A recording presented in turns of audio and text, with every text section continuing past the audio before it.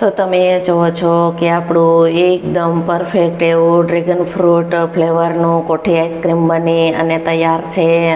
તો છે ને એકદમ સરસ. જો આ કોઠી આઈસ્ક્રીમ જોતાં જ તમને ખાવાનું મન થઈ જશે અને મોઢામાં પાણી પણ આવી જશે. તો આપણે આ દેશી કોઠી આઈસ્ક્રીમ બનાવવાની એકદમ સહેલી અને સરળ રીત છે. તો હેલો ફ્રેન્ડ, તો તમારું સ્વાગત છે મારા રસોડામાં. તો આજે હું તમારી સાથે શેર કરીશ ડ્રેગન ફ્રૂટ ફ્લેવર કોઠી આઈસ્ક્રીમની રેસીપી. તો ચાલો શરૂ કરીએ રેસીપી. આજે આપણે બનાવશું કોઠી આઈસ્ક્રીમ. તો કોઠી આઈસ્ક્રીમ આપણે ડ્રેગન ફ્રૂટ ફ્લેવરનું બનાવશું. તો આપણે કોઠી આઈસ્ક્રીમ બનાવવા માટે મેં અડધો લીટર દૂધ લીધેલું છે. તો દૂધને આપણે પહેલાં એક ઉફાણો આવે તેવું ગરમ કરી લેશું. તો આપણે દૂધ ગરમ કરવા રાખી દીધું છે. તો દૂધને આપણે એક ઉભરો આવે તેવું ગરમ કરી લેશું. ત્યાર પછી તેમાં આપણે ખાંડને ઉમેરશું. તો તમે જુઓ છો કે દૂધ આપણું એકદમ સારું એવું ગરમ થઈ ગયું છે અને દૂધમાં ઉભરો આવી ગયો છે. તો તમે જોઈ શકો છો. તો દૂધ આપણે આ રીતે ગરમ થાય ત્યાર પછી તેમાં આપણે ખાંડને ઉમેરી દેશું. એ અડધી વાટકી ખાંડ લીધેલી છે. તો આપણે અડધી વાટકી ખાંડનો ઉપયોગ કરશું. ખાંડ ઉમેરી અને 2 થી 3 મિનિટ સારી રીતે હલાવશું. 2 થી 3 મિનિટ આ રીતે હલાવશું તો ખાંડ એકદમ સારી રીતે ઓગળી જશે. આપણે અડધી વાટકી ઠંડુ દૂધ લેશું. આપણે અડધી વાટકી મિલ્ક પાવડરને ઉમેરશું. તો આપણે મિલ્ક પાવડર ઉમેરી અને એકદમ સારી રીતે મિક્સ કરી લેશું. પહેલા તો મિલ્ક પાવડરના ગાંઠા ન થાય તે રીતે આપણે એકદમ સારી રીતે મિક્સ કરી અને પછી ઉમેરશું. તો તમે જુઓ છો કે દૂધ આપણું એકદમ સારું એવું ઘાટું થવા લાગ્યું છે. તો તેમાં આપણે જે આ મિક્સ કરેલું મિલ્ક પાવડર છે તેને ઉમેરી દેશું.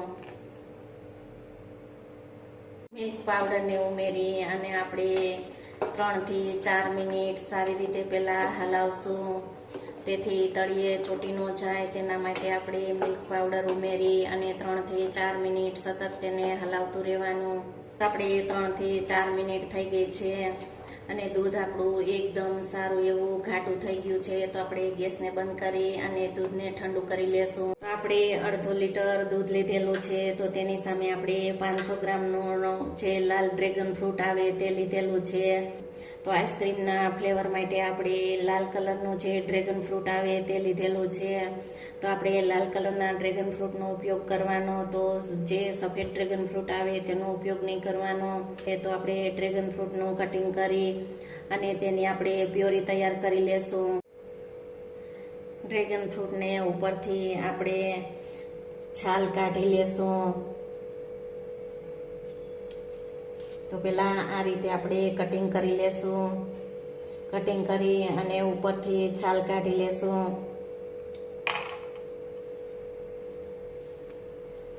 તો તમે જુઓ છો કે ડ્રેગન ફ્રૂટ છે ને એકદમ સરસ લાલ. તો જો આ રીતનું લાલ જે ડ્રેગન ફ્રૂટ આવે તેનો ઉપયોગ કરવાનો. તો સફેદ ડ્રેગન ફ્રૂટનો ઉપયોગ જરાય નહીં કરવાનો. તો ઉપરથી પહેલાં આપણે ચાકાની મદદથી આ રીતે કાપો કરી લેશું.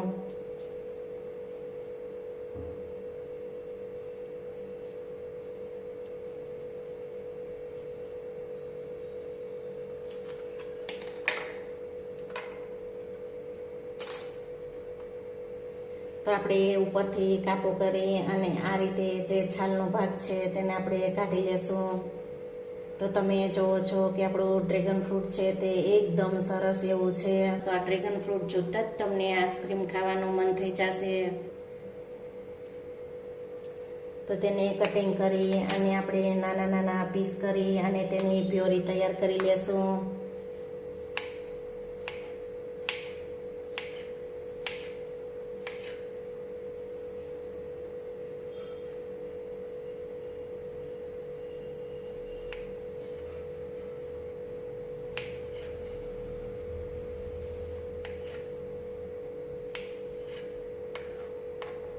તો આપણે આ રીતનું કટિંગ કરી અને તેની આપણે પ્યોરી તૈયાર કરી લેશું. તો આપણે મિક્સર બાઉલમાં જ્યાં કટિંગ કરેલું ડ્રેગન છે તેને ઉમેરી દેશું. આપણે ડ્રેગન ફ્રૂટને પીસી અને તેની પ્યોરી તૈયાર કરી લીધી છે, તો તમે જોઈ શકો છો. તો આપણે બધું જ ડ્રેગન છે તેને પીસી અને પ્યોરી તૈયાર કરી લીધી છે. તો તમે જુઓ છો કે આપણી ડ્રેગન ફ્રૂટની પ્યોરી છે તે એકદમ સારી એવી બની અને તૈયાર છે. તો આપણે આને ગાળવાની જરૂર નથી, તો આપણે ગાળ્યા વગર જ આઈસ્ક્રીમ બનાવશું. જો તમારે આ પ્યોરીને ગાળી અને તે રીતે ઉપયોગ કરવો હોય તો તે રીતે પણ તમે ઉપયોગ કરી શકો છો.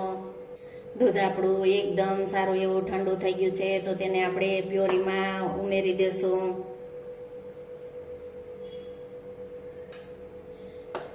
પ્યોરીમાં ઉમેરી અને પ્યોરી અને દૂધને આપણે સારી રીતે મિક્સ કરી લેશું.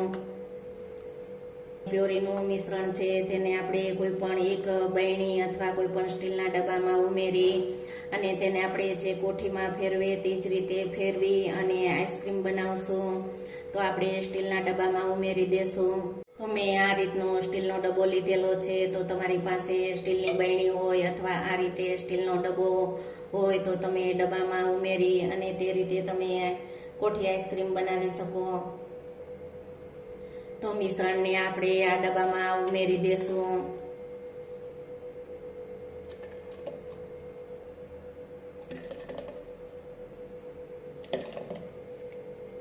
તો બધું જ મિશ્રણ આપણે આ ડબ્બામાં ઉમેરી અને આઈસ્ક્રીમ બનાવશું.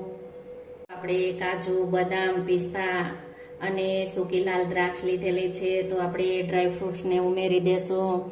જો તમારે ડ્રાયફ્રૂટ્સનો ઉમેરવા હોય તો તેને તમે સ્કીપ કરી શકો છો.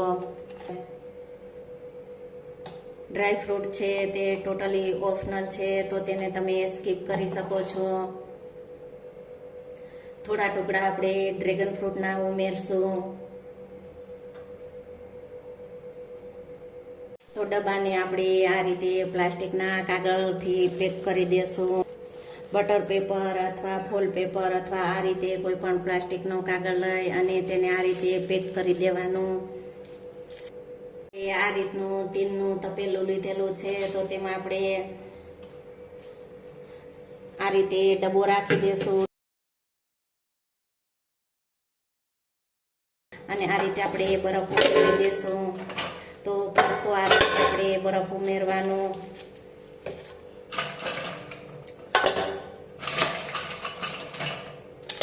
આ રીતે પડતો બરફ ઉમેરી અને પછી આપણે કોઠીની જેમ ફેરવશું. બરફ પીગળે નહીં તેના માટે આપણે આ જે આખું મીઠું આવે, જાડું મીઠું, તેનો ઉપયોગ કરશું. તો આપણે 1 વાટકી જેટલું મીઠું ઉમેરશું બરફમાં, તેથી બરફ એકદમ ઝડપથી પીગળે નહીં. આપણે આ રીતે ફેરવશું. તમે દોરી બાંધી અને તે રીતે તમે ડબ્બાને ફેરવી શકો. તો આપણે આ રીતે ડબ્બાને ફેરવતા જશું. તો આપણે એકદમ પરફેક્ટ એવું કોઠી આઈસ્ક્રીમ બનાવશું.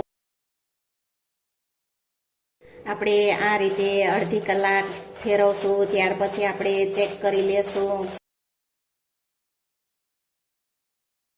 અને આપણે ચેક કરી લેશું.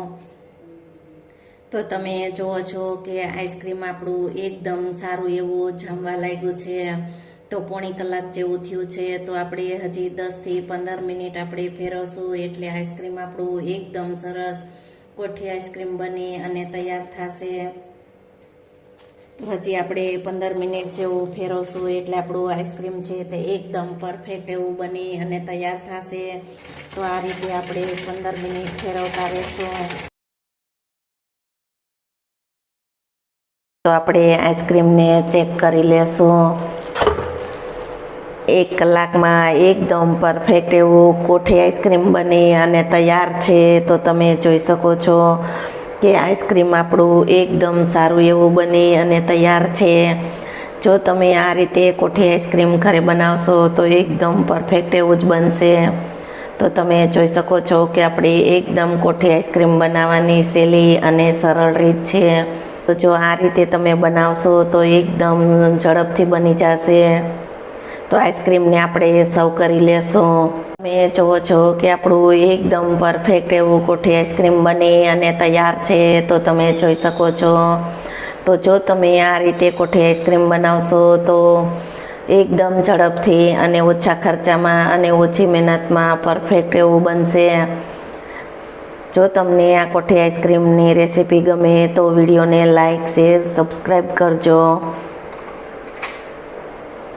બાજુમાં રહેલ બેલ આઇકન દબાવવાનું ભૂલતા નહીં, તો સૌથી પહેલું નોટિફિકેશન તમને મળતું રહે.